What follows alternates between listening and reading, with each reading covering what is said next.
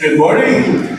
Welcome to our Sunday morning worship service here at the First Methodist Church. It's getting a little nippy out there. I was surprised to see ice on my windows there and so forth. So we are grateful to be here to praise God. And we ask the Lord to remind us sometimes. Amen? Amen. Please stand. Revive us, Lord. Revive us, Lord. By your power and your grace. Revive us, Lord. Revive us, Lord. Holy Spirit, fill this place.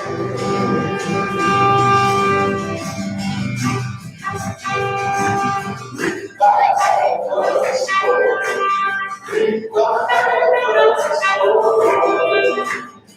By your power and your grace. Revive us, Lord.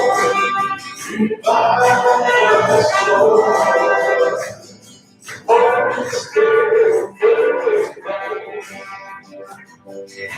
When the Holy Ghost revival, nothing else will do.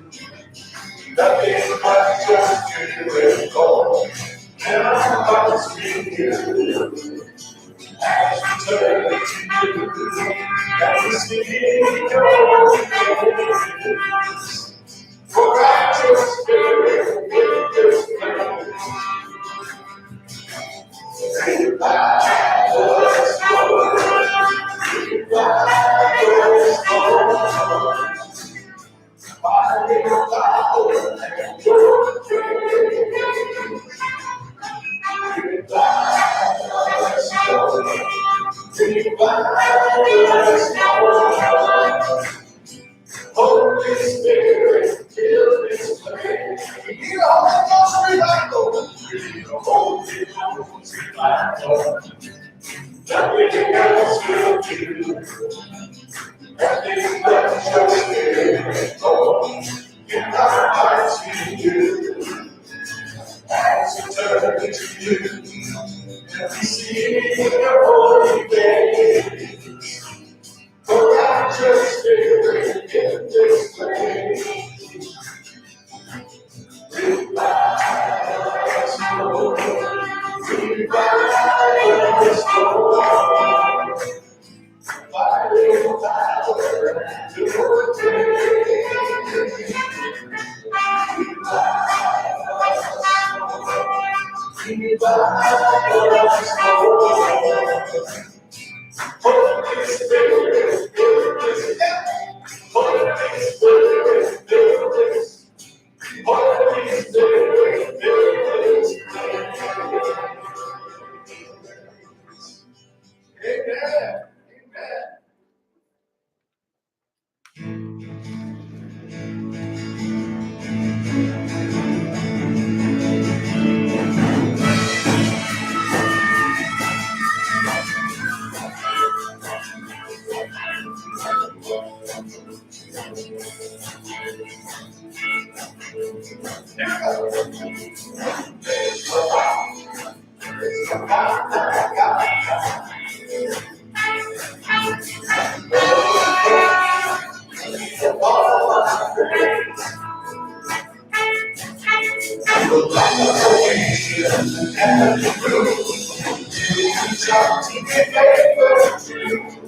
There's no God, there's no God like God. There's no God, there's no God like God. Oh, worthy of all our praise. The light of salvation, the Calvary, still exalted and faithful. There's no God, there's no God like God. On the day,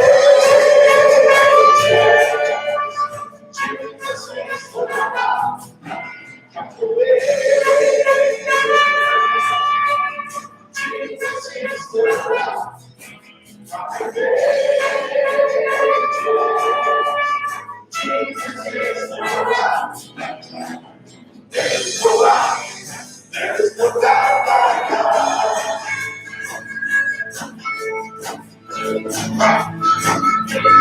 day, Jesus is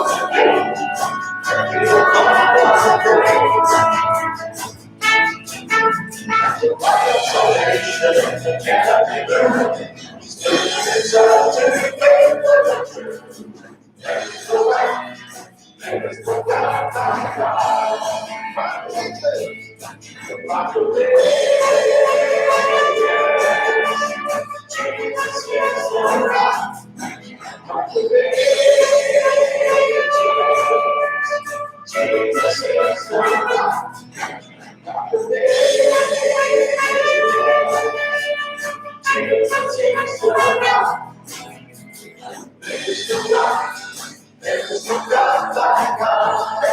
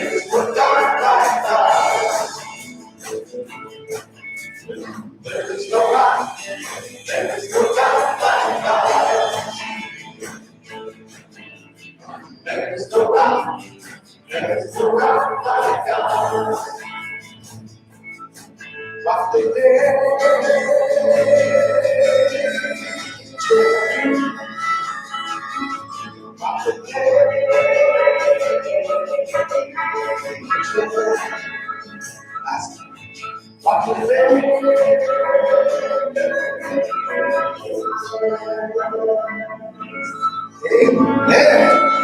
Please join one another. Praise God. Ask the peace of Christ.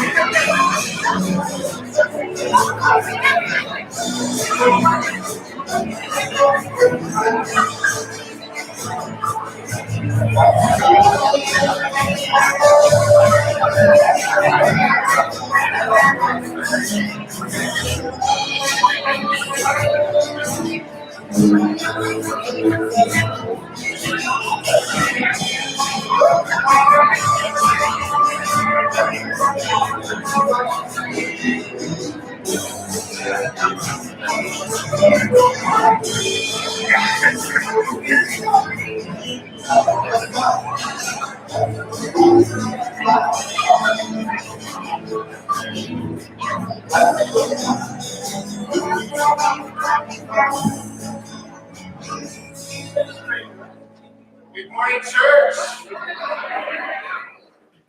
My life? Yeah. Am I up? Yes. Am I up? Yes. Am I up? Make me look? Good morning. Oh, I'm not either.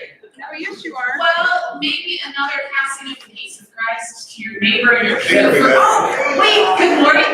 I don't need it. No. So, there it is. I hear it now. Okay. All right. Well, it is really good to be here amongst all of you and being able to celebrate God and God's love in this place with this community. We're glad to see you all here today. We've got a couple announcements for you, as you might expect. It's a busy church.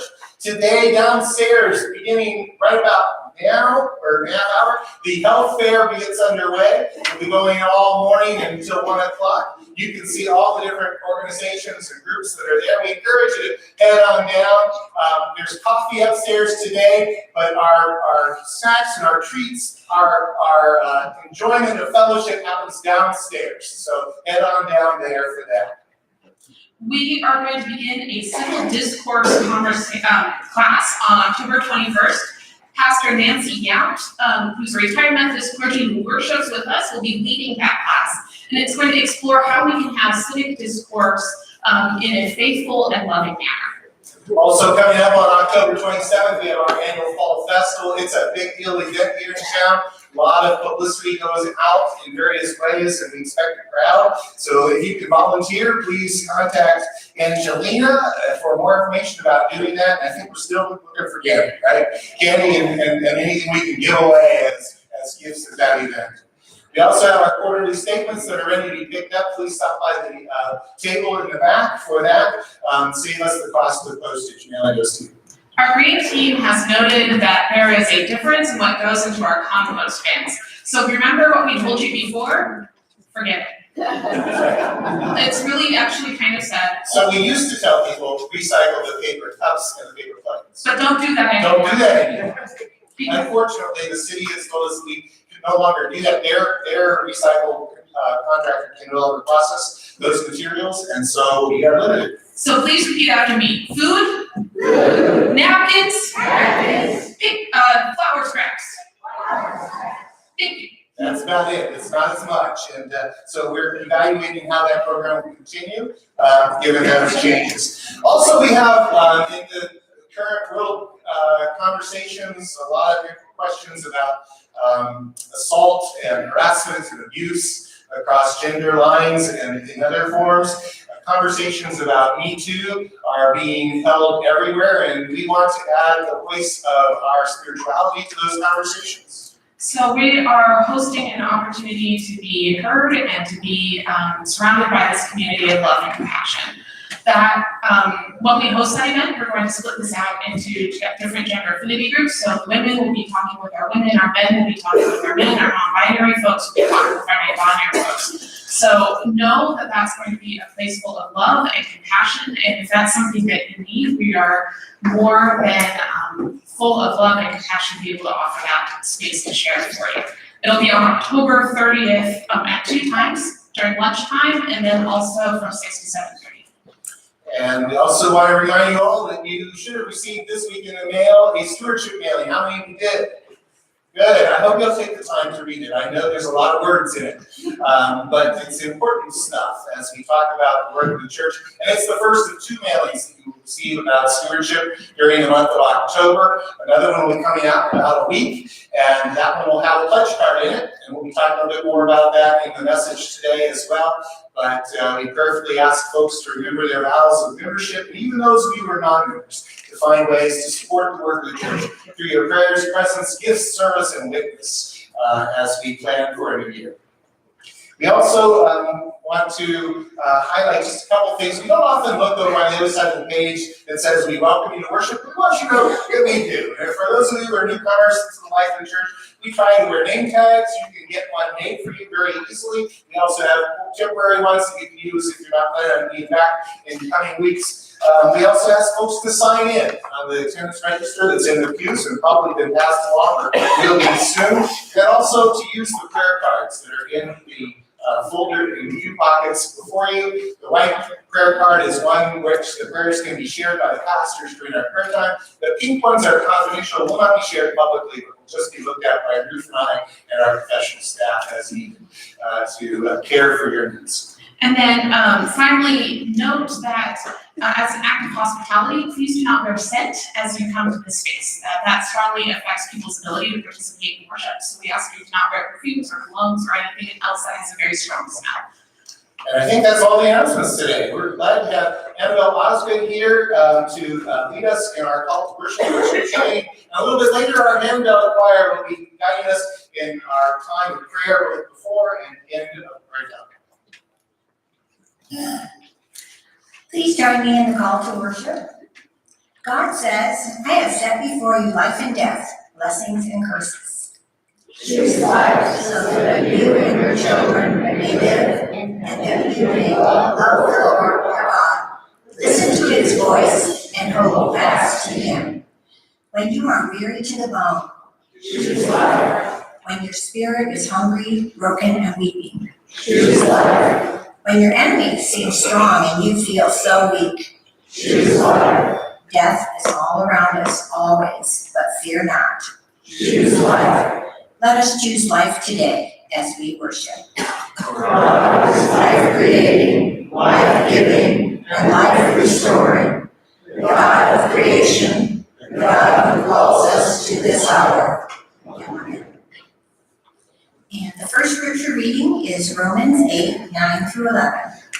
But you are not in the flesh, you are in the Spirit. Since the Spirit of God dwells in you, anyone who does not have the Spirit of Christ does not belong to him.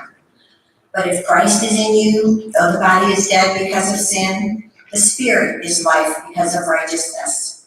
If the Spirit of him who raised Jesus from the dead dwells in you, he who raised Christ from the dead will give life to your mortal bodies, also through his Spirit that dwells in you.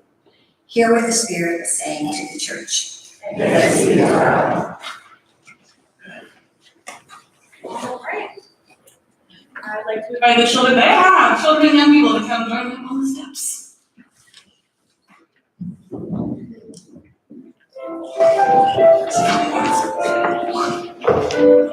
Yeah, that's right.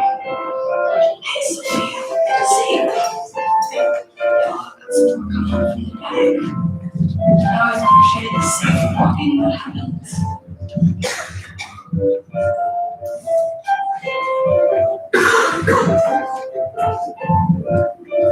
Oh, you got the very back there. How exciting. That's right. I think that there's space for everybody up here. There is.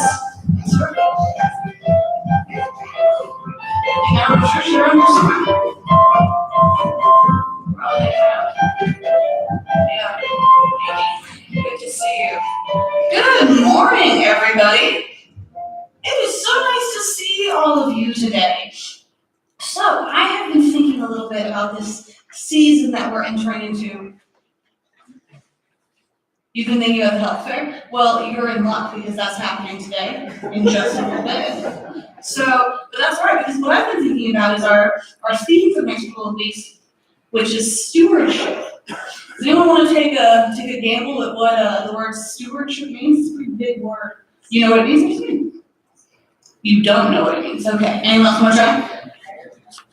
You forgot what it meant? What do you think?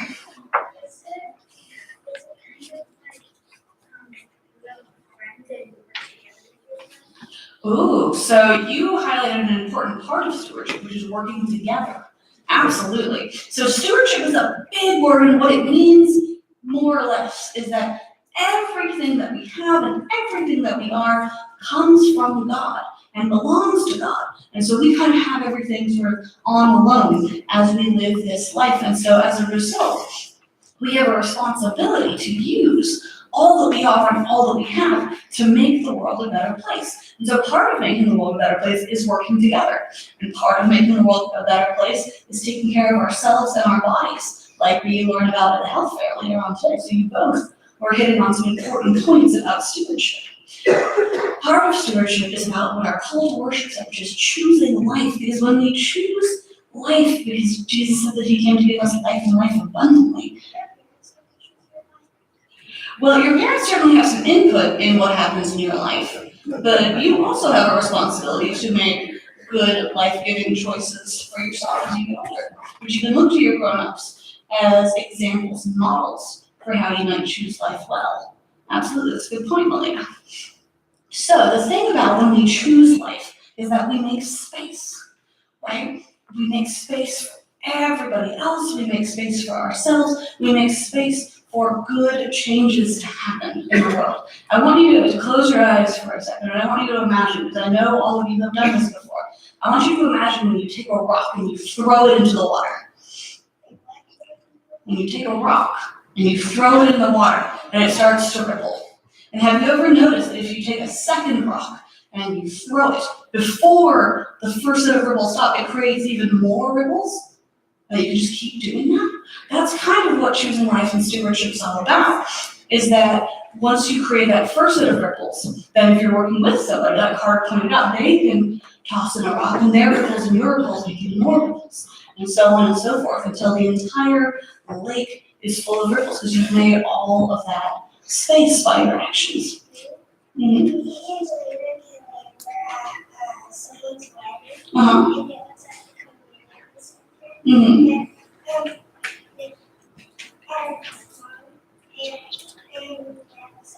It would go down to the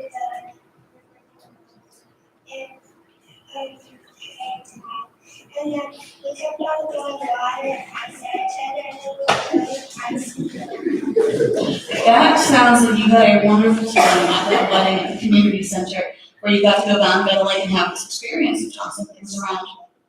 Yeah, and then you were sliding. See, anytime we spend time together and having fun together, that's also another way that we're choosing life, and that's a great gift. So my hope for all of you this week is that as we continue into this season of stewardship, that you'll be thinking about all of the ways that you can make space for yourself and for your friends, for your loved ones, for all of God's people, so that we can keep transforming this world into the world that God wants it to be, right? Mm-hmm. Oh, your papa getting surgery on his knee. Oh, okay. Well, another way that we practice stewardship is when we all pray together for the needs of the community, which is one of the things we did in a little bit. So I think you should bring that up during the joys and concerns. We can all pray together for your papa's knee surgery. Yeah. So that's my hope for you this week. Think about all the ways you can work together to make the world a better place and use all that God has given you to keep doing that important work. So let's pray together about that. Dear Jesus, thank you for all that we have. Thank you for all that we have. Thank you for all that we are. Thank you for all that we are. Thank you for all of the ways. Thank you for all the ways that we can use what you've given us. That we can use what you've given us. To make the world a better place for everyone. Make the world a better place for everyone. Amen. Thank you all so much for coming.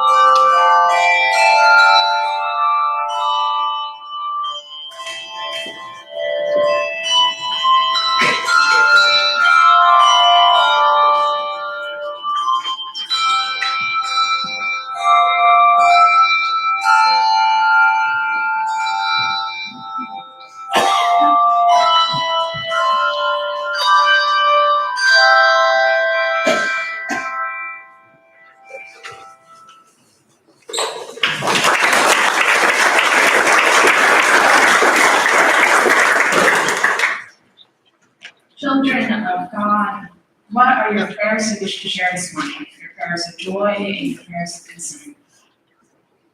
Dave.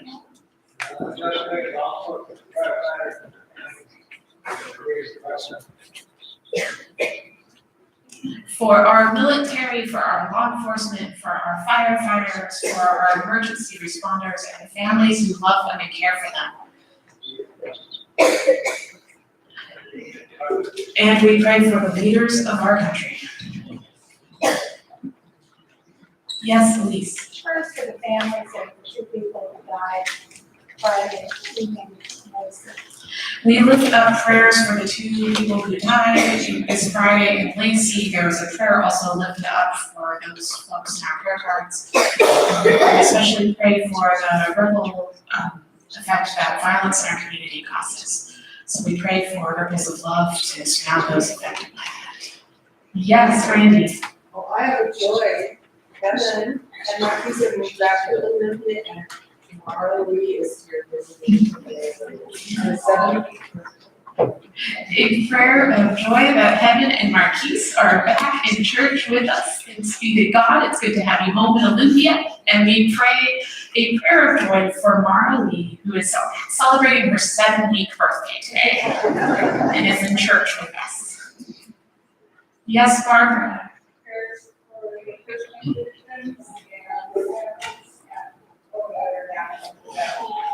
We pray for the hurricane victims and their families. Specifically, I'd like to lift up a prayer for Pastor Jen Stewart. Her family has lost everything in the Panhandle area, and we especially lift up prayers for all of those others who've been affected by this and all the other natural disasters.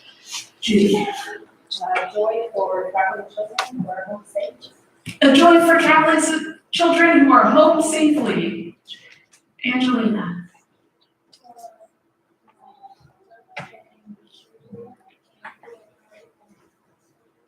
We lift up prayers for your papa who is having knee surgery after he's already had eye surgery. Prayer for the Thomas family and all who mourn. And we lift up a prayer for the Thomas family and all who mourn today. And we lift up a prayer as we prepare for Thomas Matthew's celebration of life tomorrow. Yes, Heather. Prayers for Steamboat Island Church that we can share God's love in the community. Prayers for Steamboat Island Church that we can share God's love in the community. Thank you, Pastor Heather. We lift up Alex Spitzer in prayer. He's lost his way since getting out of the Navy. He's currently unemployed and burning support bridges.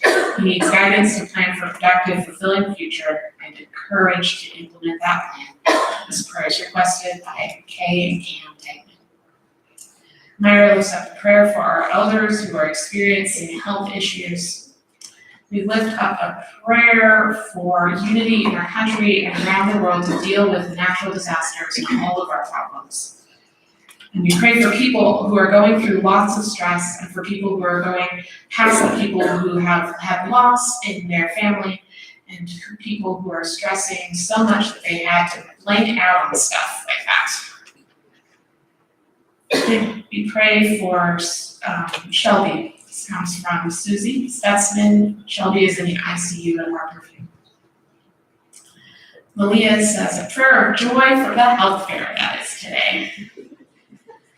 Nancy Junk lifts up a prayer of thanksgiving that Pastor Brunson has been released from captivity in Turkey. Phil Stutzman gives a prayer of joy for a wonderful Kairos Prison Ministry weekend at Stamford Creek Corrections Center, and gave thanks to all those who made placemats, and the participants were grateful. And we give thanks from the Lacey Roberts family, from both services, for all the people who've been helping with their meals. It has been greatly appreciated. For all of these concerns, for all of these joys spoken out loud and in our hearts, Lord, hear our prayers. And let us continue to pray after a few breaths of silence.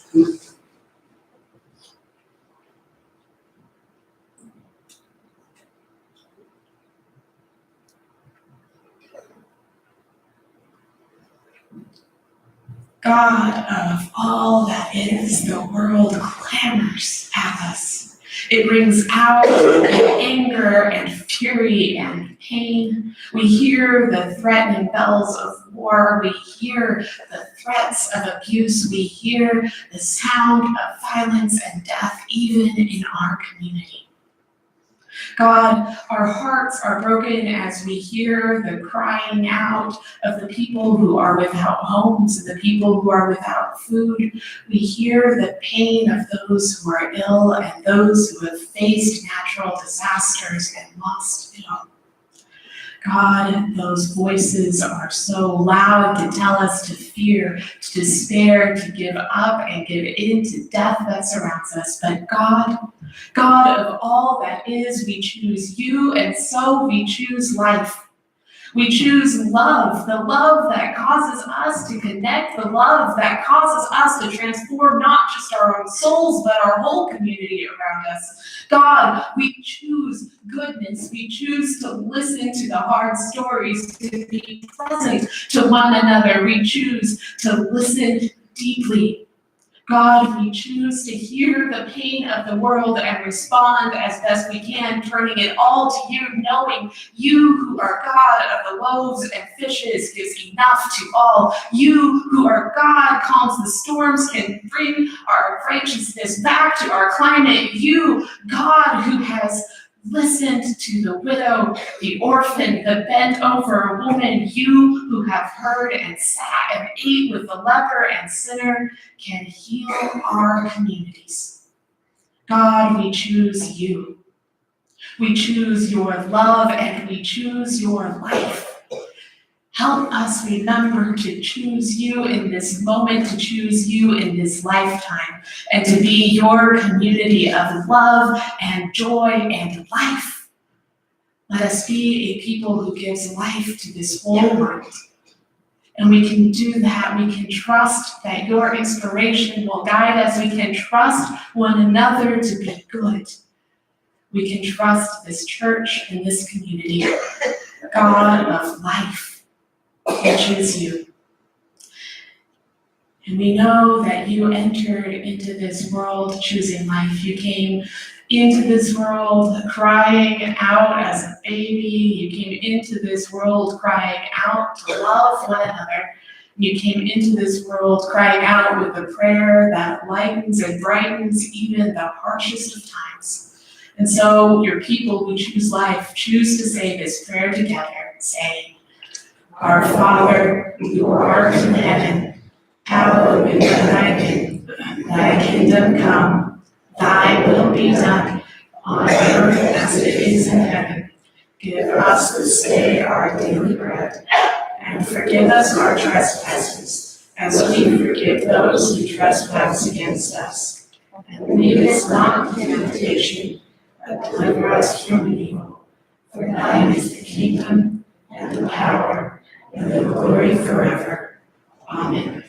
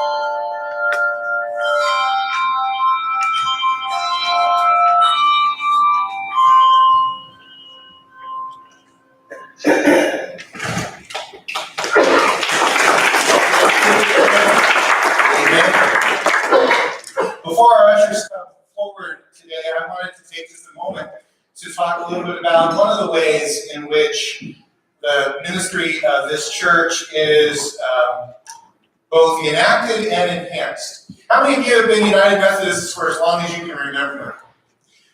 Which means that there are a bunch of you who haven't. And it's important to recognize that we are a part of something bigger than ourselves, that we are a connected church. We are in partnership with all the other Methodist churches and ministries, not only in our region, in our state, but around the world.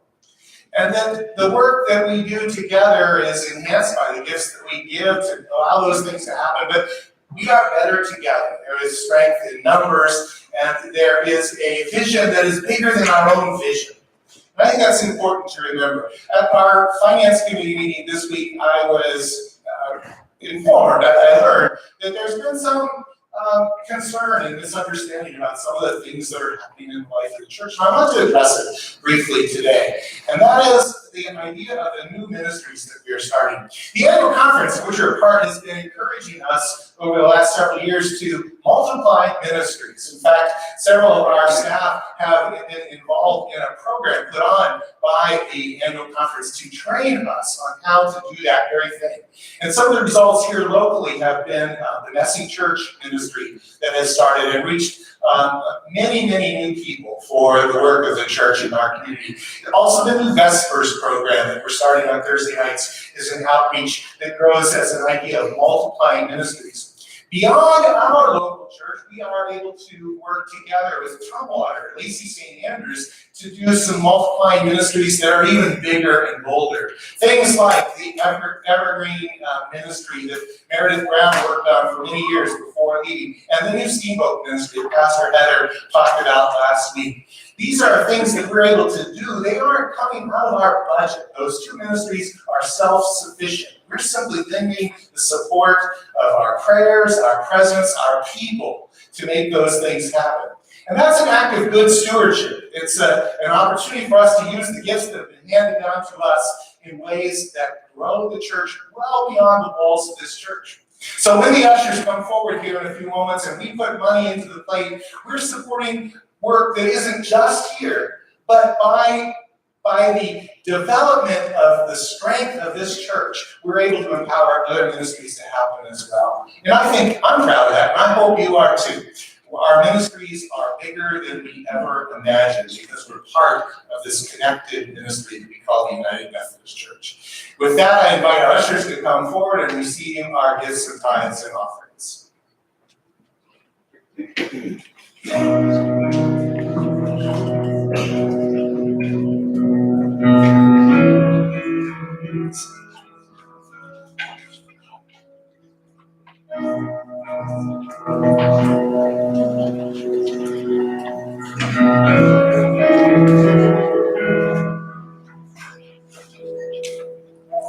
Come out of sadness from wherever you've been. Come broken heart, let the rescue begin. Come find your mercy, oh sinner, come in. Earth has no song that heaven can't heal. Earth has no song that heaven can't heal. So lay down your burdens, lay down your shame.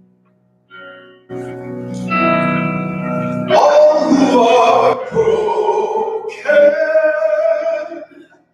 lift up your face.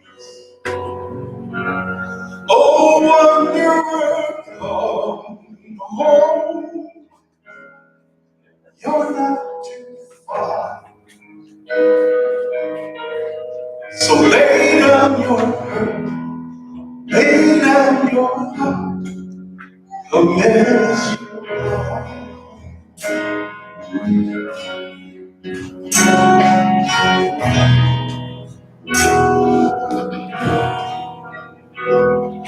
This hope for us and all this strength to Sit at the table, come taste the grace. There's rest for the weary, rest that endures. Earth has no sorrow that heaven can't cure. So lay down your burdens, lay down your shame. All who are broken, lift up your praise. Over miracle, oh, you're not too far. So lay down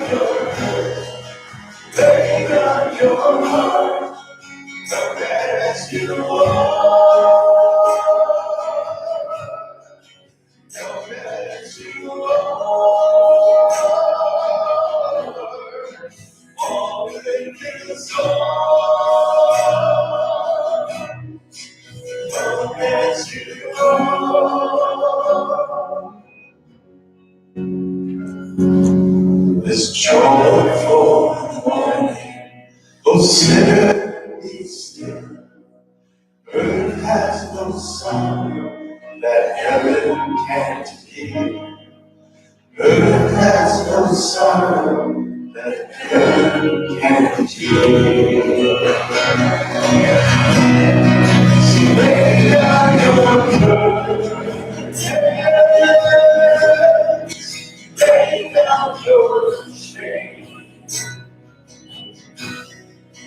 All the road, lift up your head. Oh,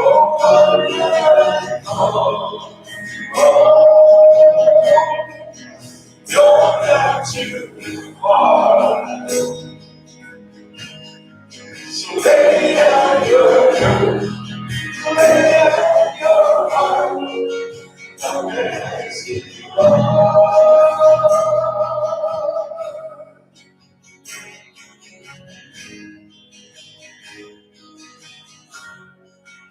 Come as you are. Come as you are. Come as you are.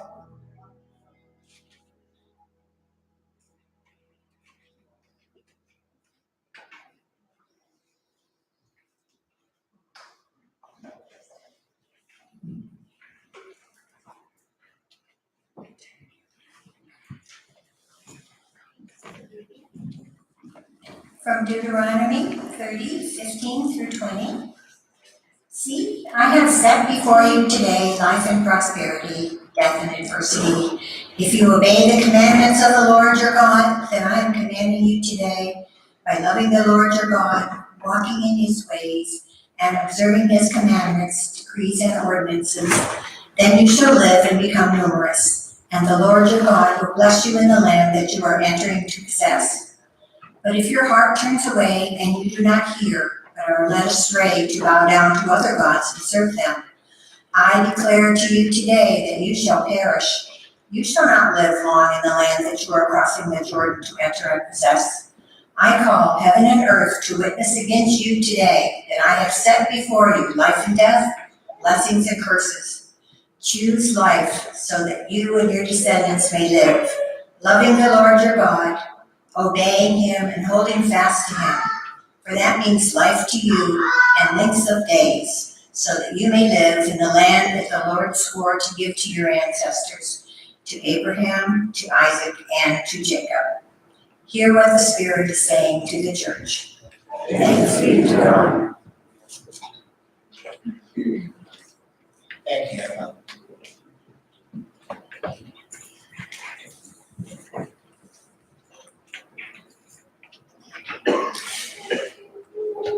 The year was 1852.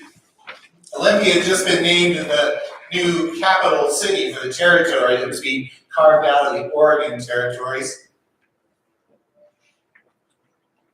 The community of Olympia was just a smattering of cabins along the river as it fed into Bud Inlet. And today its future looked bright. And that bright future attracted two Methodist clergy persons, circuit riders, who came to town that summer with the idea of starting a church. And the only building big enough to hold a worship service in for the community was Charlie Burmeister's saloon. And it took some doing, but they finally convinced Charlie to close the saloon on a Sunday morning so that a worship service could be held. And they covered the barrels with sheets, and they got everything ready for church, and then they fired the town cannon down on Water Street. And those who had known of the plans knew that that was the sign it was time to start church, but those who hadn't heard that word all came running for fear that the town was under attack.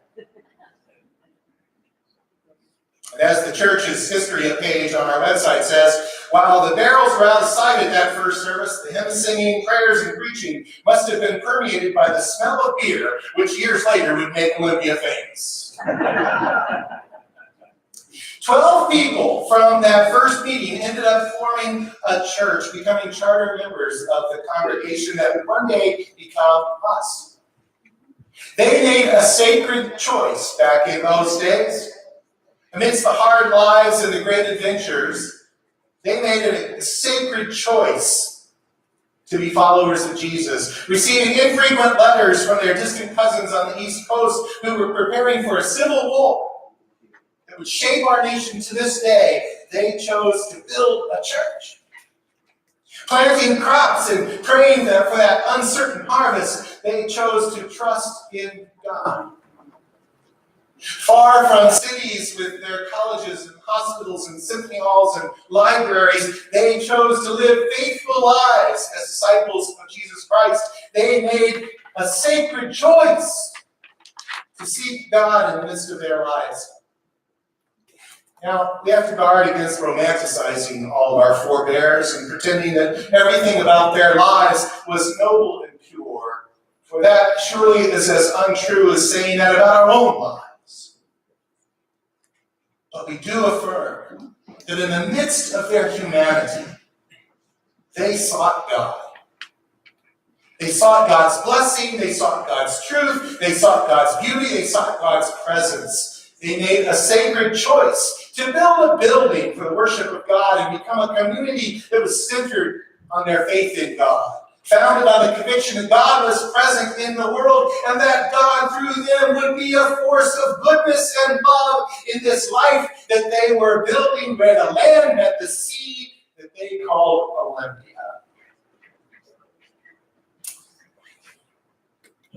I want to pause right there and invite the congregation to be in prayer for our congregant who has need of that.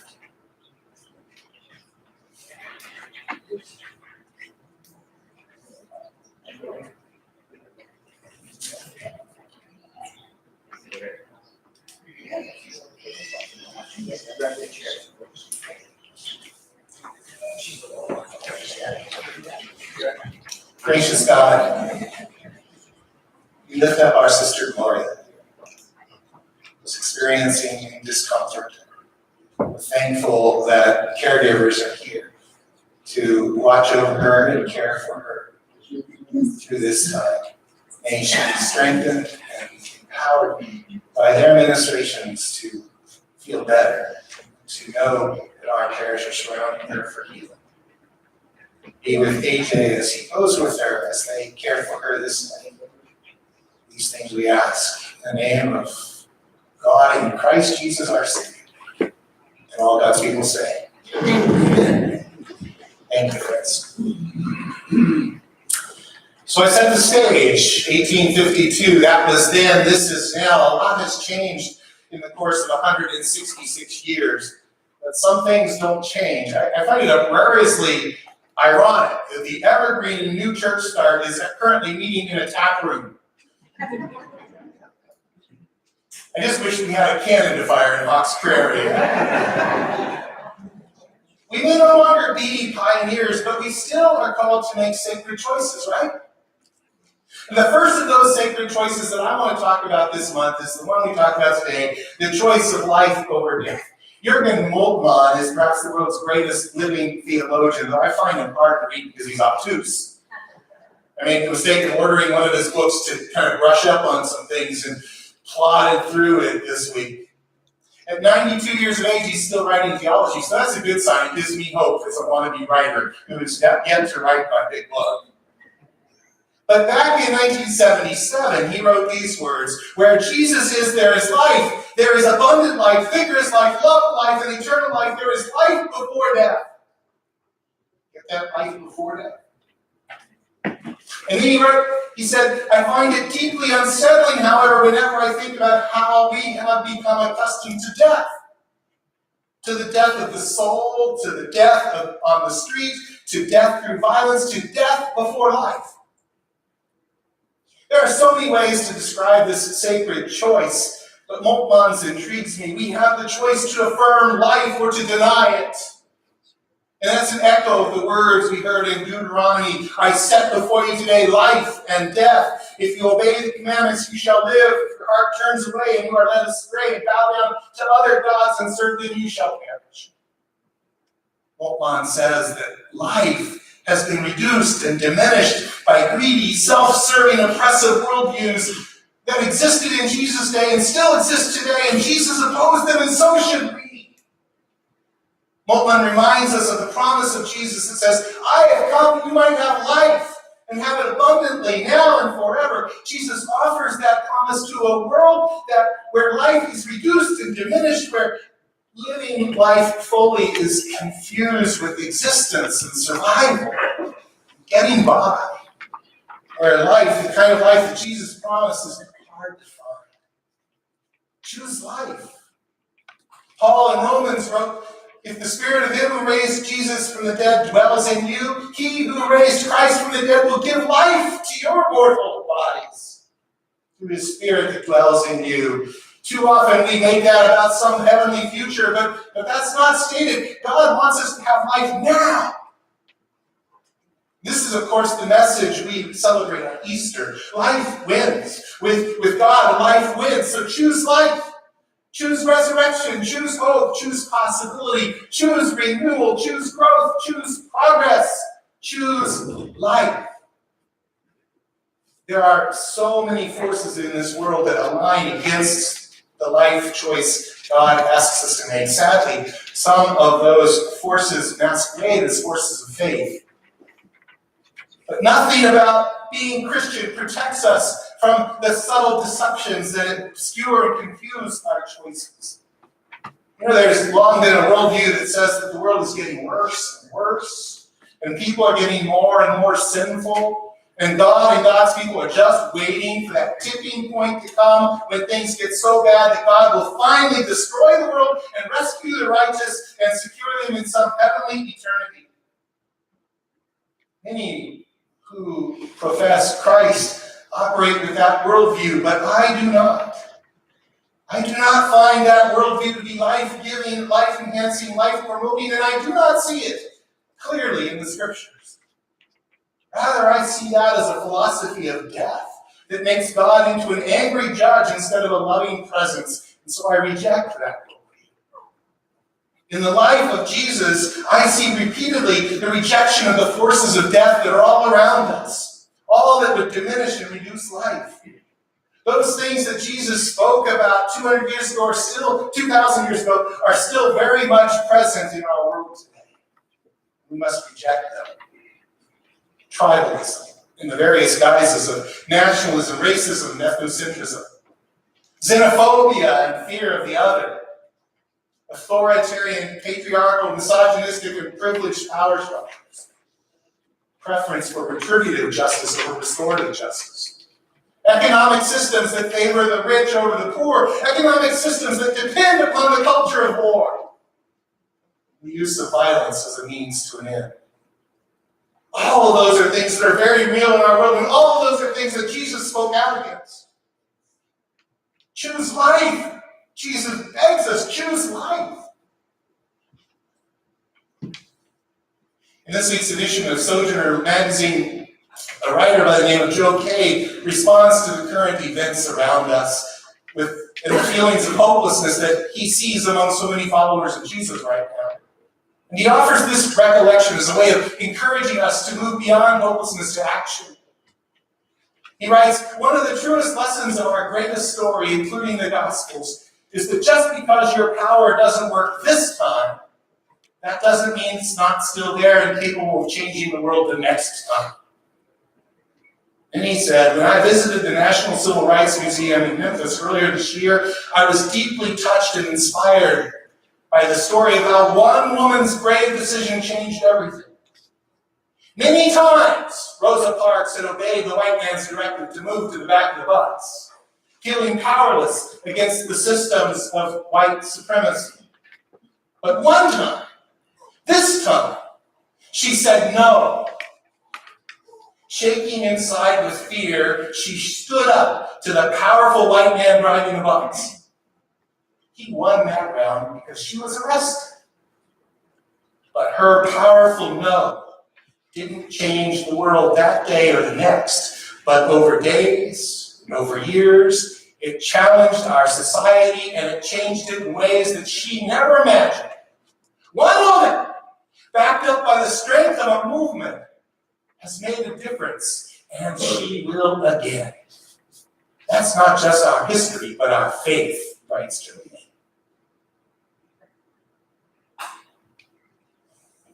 My friends, the forces of death are great indeed, but God is greater still. Who says darkness wins? Light a candle and chase away some darkness. Choose life. Who says hate wins? Find someone who's hurting and share a little love. Choose life. I believe we are better together. I believe we are strongest when we care for the weakest. I believe that might doesn't make right, but that right most certainly makes right. Might. I believe that prayer changes us, and that empowers us to change things. And I believe that the stone that was rolled away from the tomb showed that Jesus is alive and kicking in every one of us. I believe the church still needs to choose life. This week in the mail, you got the first of 2 stewardship mailings. And this one describes some of the amazing things that are happening at First Olympia United Methodist Church. Now, it's true, we aren't the biggest church in town. And this year we did experience a little financial hiccup. We dreamt a little too big, and it made some of us worry a little bit about our future. But we responded with faith and solved a crisis. I stand here on this chancel today saying to you that God is at work in this place, and people's lives are better today than they were yesterday because we are trying to do all we can to choose life. For the rest of October, we'll be talking about sacred choices. After today, choosing life over death. Next week, choosing community over isolation. And then finally, choosing bold over mild. And as we think on these things, I invite you to spend some time thinking about how you can support the work of the church with sacred choices, your sacred choices. Money's a part of that, of course. But your sacred choice is bigger than money. For many of us, it is easier to write a check than to volunteer for a day, right? But we need people. We need people who are teaching and learning. We need people who are serving with the poor, who are fixing meals for the hungry and loving on the babies and visiting the sick and the old and the tired. We need people, and choosing to serve is a way of choosing life. It is a sacred choice. And your sacred choice is also about showing up on Sunday. Now, I know I'm preaching to the choir because you're here. But for many in the church, just showing up on Sunday is a sacred choice that gets forgotten too often. A full sanctuary is, I'm fond of saying, an enthusiastic word. You know the word enthusiastic? We use the word all the time. Do you know what it means? Enthus, it means God within. God within. Enthus. When you bring the God that is within you into this sanctuary, and the person next to you brings the God that is in them into this sanctuary, and the person in front of you and behind you brings the God that is within them into this sanctuary, it is enthusiastic. And we need that kind of presence. That's a sacred choice to be here. Friends, your sacred choice is also about witnessing. That's right, you heard it. I'm a Methodist, and I'm going to talk about evangelism. Witnessing. Sadly, a lot of Christians have a secret that they don't share. Does your neighbor know your secret? Does your grocery clerk know your secret? Do your children and grandchildren know your secret? Does your coworker know your secret? Do they all know that you are a follower of Jesus Christ? A member of a church, a person who sees the world through eyes of faith? Do they know that you choose life? Witnessing means telling them that and inviting them to do what you do and teaching them to live the way you live. Witnessing is a sacred choice. Your sacred choice is also about praying. I know we all pray in different ways, but I pray that we all pray. Because we need more prayer. We all spend time alone with God, but we need to spend time not just rushing around doing God's busy work, not just praying when the storms are raging and we need God's help, but praying just by resting in the grace of God, in the quiet, in the calm, deep within our very being, where God is, where God has always been. Praying like that is choosing life. You'll get pledge cards in the mail. They haven't been created yet, but there'll be a place in them on them to talk about what you can give financially, but recognize that we know that support of this church is much more than dollars. But the dollars are important too. So choose in the next couple of weeks, choose life, and let that be reflected in all of the ways you support the church. Because God's promise is that when we choose life, we're going to experience life as blessing and joy. In that Sojourners article that Joe Kay wrote about Rosa Parks, the ability of one person choosing life to change the world, he concluded his thoughts with these comments. Never forget that God is working with us too, which means that we shall overcome one day. God is always on the side of the oppressed, never on the side of the oppressor. And the times they are changing. God is making all things new. The moral arc is bending slowly and inexorably, and there's no going back. Some powers can slow the change that's coming, but they can't stop it. So push on. Don't despair. Change never happens quickly or easily. You have your power to change the world, so keep on using it. It's working already. Choose life. But Pastor, those issues are so big, they're so great. How in the world can we possibly overcome them all? Robert Johnson is the pastor at Wichita's St. Mark's United Methodist Church. I follow him on Facebook, and a couple months ago he shared a post there. I highlighted it and I said, I'm going to preach that someday. Today's the day. And Johnson wrote a very simple little thing. He was reflecting on the story of David and Goliath. Y'all know the story of David and Goliath. I love. It's a problematic story because it's violent. But I'm going to use it anyway today because I think it helps us to recognize something. Here's what Brother Johnson said. I don't think that David ever saw Goliath as an invincible giant. I think he was angry that his people, God's chosen people, were shaking in their boots, making Goliath out to be more than he actually was. I think that David was deeply irritated that the people of God were letting something as small as that darn Goliath frighten and intimidate them out of their destiny. OMG!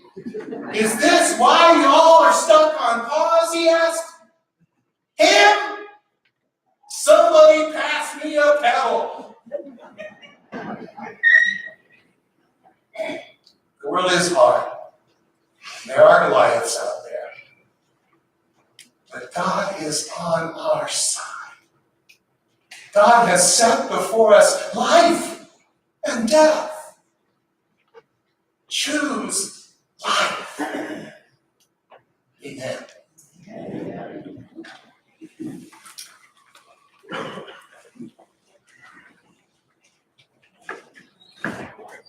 Band's coming back up. We're gonna sing together our closing. Thank you, Pastor. I choose life. Amen. Say it. I choose life. Amen. Please stand.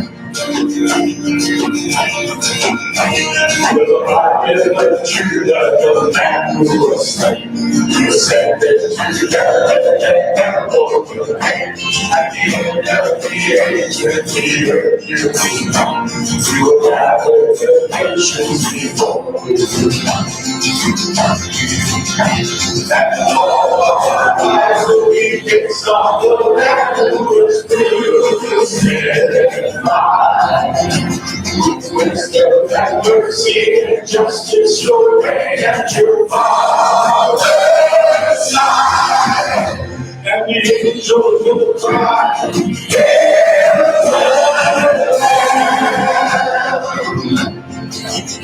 who was slain for the world, ruling God,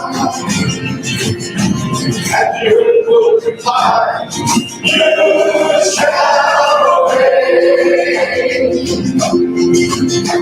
As the king of kings and Lord of all.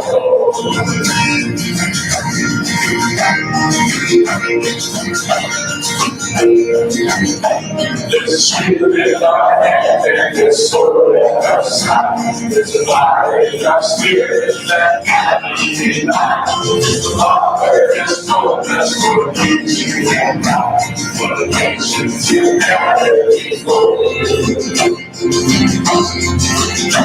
And all our ears we hear that was crucified. Send it to heaven with grace and to reign at His Father's side. And the angels will cry,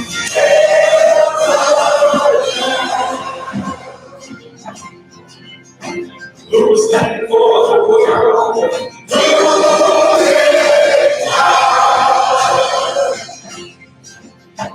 and the earth will reply, you shall reign. As the King of kings and the Lord of all, and the angels will cry,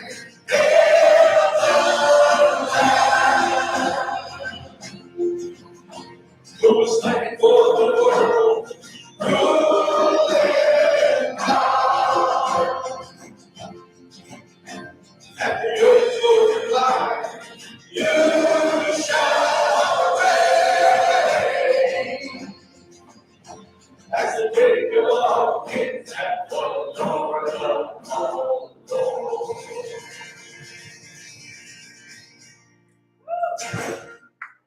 God set before us life and death, and asked us, taught us, encouraged us, and nurtured us so that we might choose life.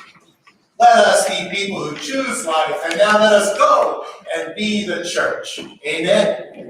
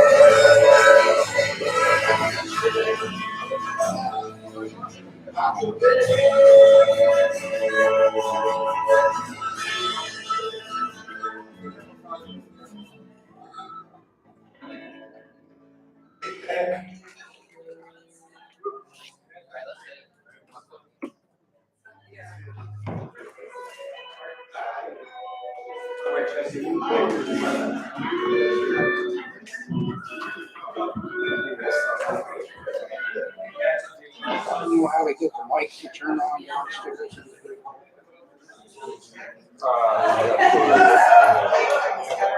Which may be locked. Chris? Oh, the light's got two lights on. It doesn't look like there's any power in the light. Signed a couple resolutions for kids.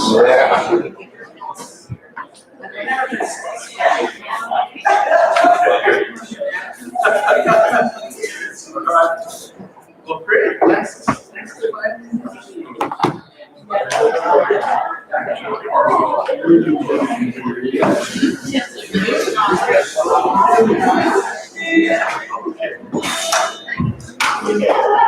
Yeah, are you liking it out there? Up by, you're up by, Council City Golf Course, right? Yeah, I know.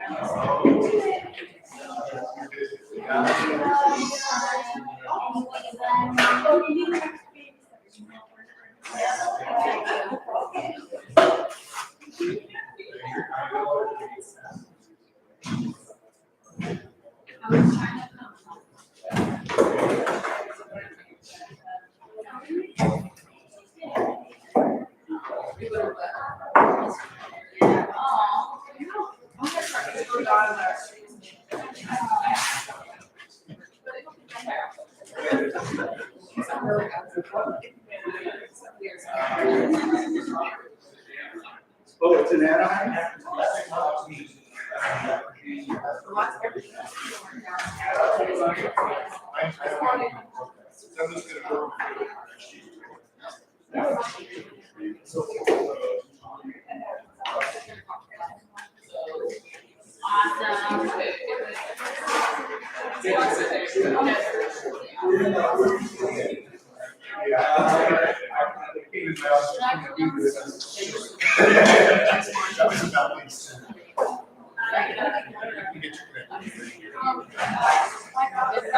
Please away.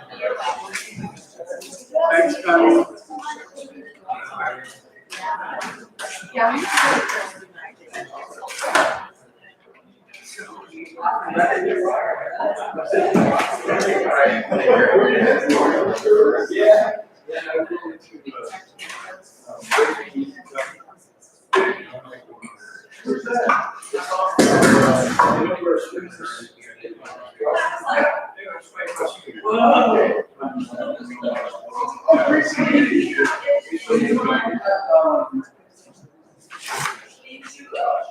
Oh, I don't see it there.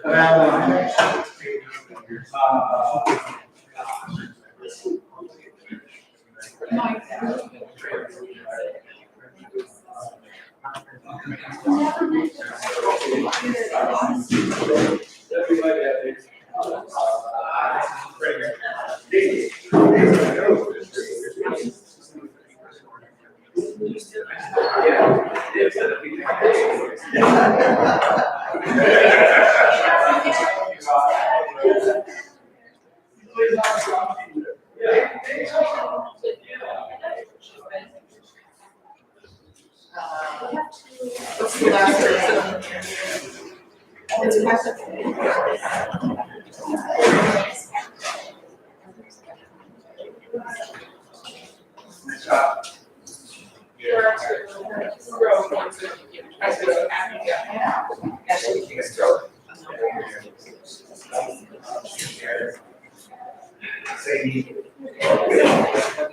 Yeah, I'm not sure what this says.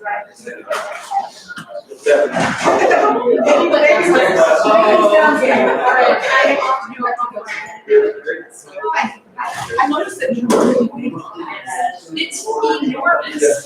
It's so fun. And I really love this part.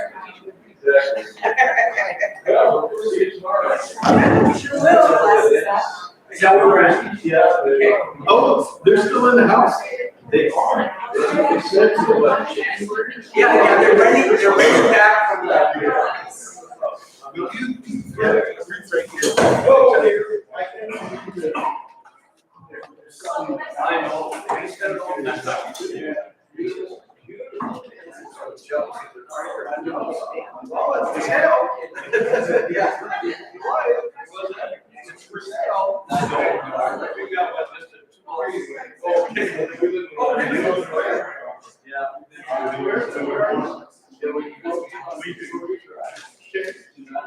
Yeah, I really appreciate it.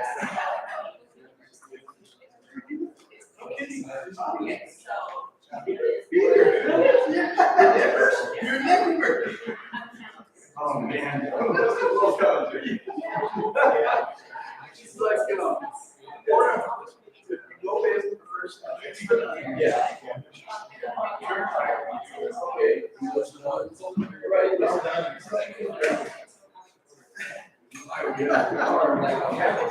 Yeah. John's neighbors is cute. Yeah. Didn't know that. Peter. Yeah. John is your neighbor. Yeah, we live in Nottingham. Yeah, first house when you come in, it's straight to the left. Two-story. Well, yeah, no, we're, when you go in on Victoria, from Block County, the first one on the left. We didn't start. Victoria is the one on the second. Yes. So, the first one on the corner right there. Yeah. Oh, there's so many points here. That was the DSS, and the other guy across the street. Yeah, they have routinely have the mirrors people there, I'm sure. Well, and you are just, okay.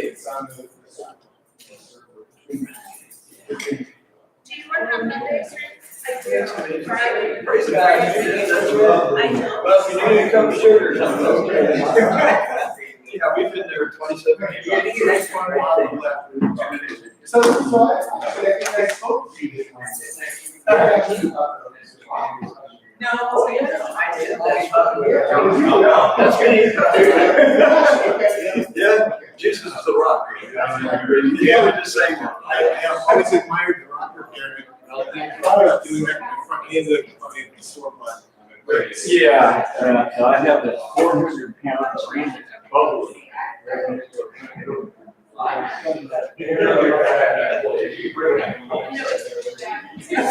Yeah, it's not real good.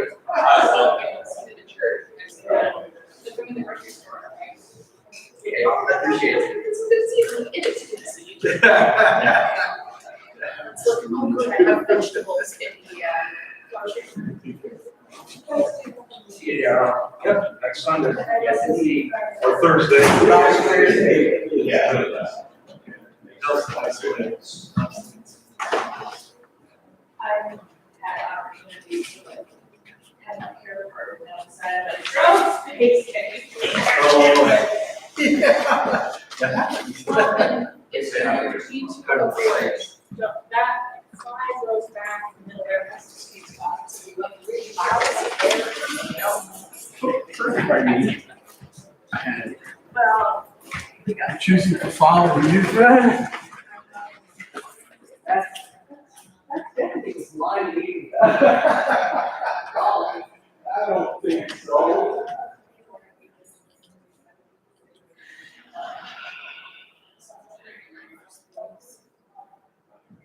Are those pictures?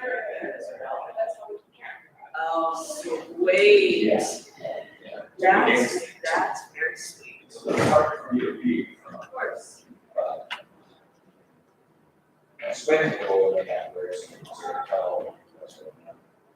There's something that's off. It's especially helpful if you're using features while you're. So, yeah. This is my second year. Wow, yeah. Water bottle is just behind the keyboard. Thank you. You do it. Yeah, this is his thing. So I guess. Oh, yeah. He's good. He listens.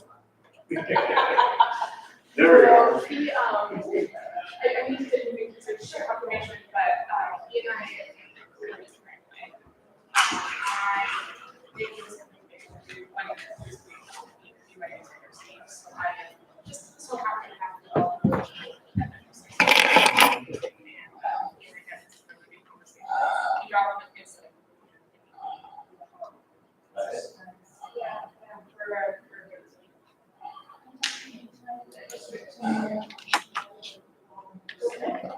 We don't have office phones.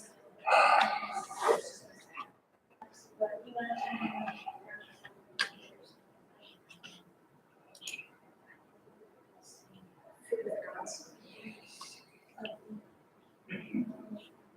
If you get it bumped over, that is maybe appropriate for you right now. So are you as well, or sorry, because I am more. I have not tried, sugar-free vanilla syrup latte. I don't think have sugar-free vanilla syrup, and they have vanilla syrup in their store, and all of their coffee is vegetarian, so they work really closely with farmers to do fair labor practices and help create the beans. Nice. Well, you know, that's a big sugar. I can't afford vegetables like that. CBS and all your discussions. Fair enough. I all of it, I know it's not good. And I came up with you. You know, it's just, there are days. Yeah. It's so good to meet you too. Yeah. Thank you for joining us this morning.